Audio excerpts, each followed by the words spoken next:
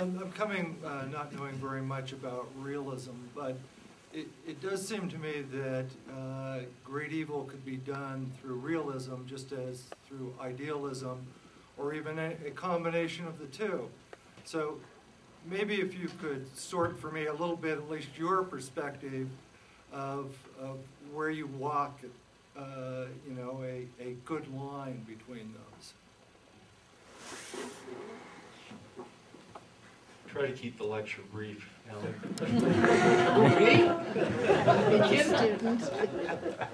I asked a simple question. Look, it's a false dichotomy, put it that way. It's a false dichotomy. Yeah. All foreign policies are informed by fundamental values of the cultures in which nation states or ruling elites arise and from which they make foreign policy. But there's all sorts of contradictions, especially in the application. So regardless of what the motives are, let's say that your motive, at least in public, the rationale, is we're going to prevent a communist dictatorship from arising in Chile. Well, then in application, you can have a so-called realist like Henry Kissinger who says we can't allow a country, Chile, to go communist due to the irresponsibility of its own people for having voted for a socialist government. What's the outcome? Mass murder backed by the United States when it overthrew the Allende government in 1973. I was there, it was pretty nasty, and implemented a dictatorship under Pinochet. Okay? So regardless of the motivation may be perfectly wonderful, at least in the abstract. But the implications for people can be very different. Okay? And it's not just a matter of unintended consequences. In large part, it's how the public is sold on the idea, for example, to go to war.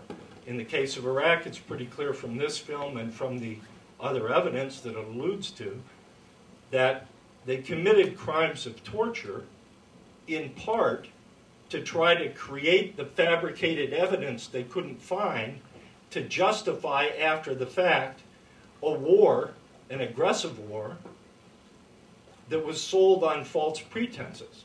Where after WMD, we're going to save you from WMD that Hussein is developing. That was clearly a lie.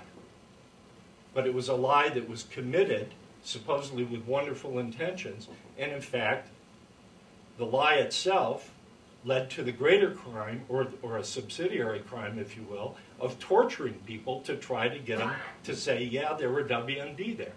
And on it goes.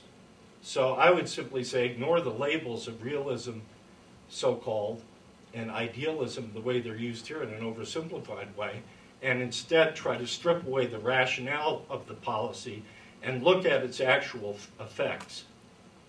And then compare that to how it's sold, because this stuff is being done in our name. And if we are in fact a democracy, which I think is challengeable as a premise, then we have a responsibility to see to it that the people that we put in office, when they are caught lying and committing terrible crimes, aggressive war, a war crime, right? The greatest crime against humanity, and torture in order to justify an aggressive war, that they need to be brought to account. Because otherwise, people around the world are right to conclude, well, they're doing this in your name, and therefore, if you don't do something about it, you must approve. So, to me, that is the underlying moral and ethical question that is thrown back to us, living in an ostensibly democratic society, that this is crime that's done ostensibly for our benefit, and definitely done in our name. If I could add just... Well said. Yeah. Yeah, it's beautifully said, Yeah. and it gets everything that one needs, which is Kissinger, when he said this horrible anti-democratic thing,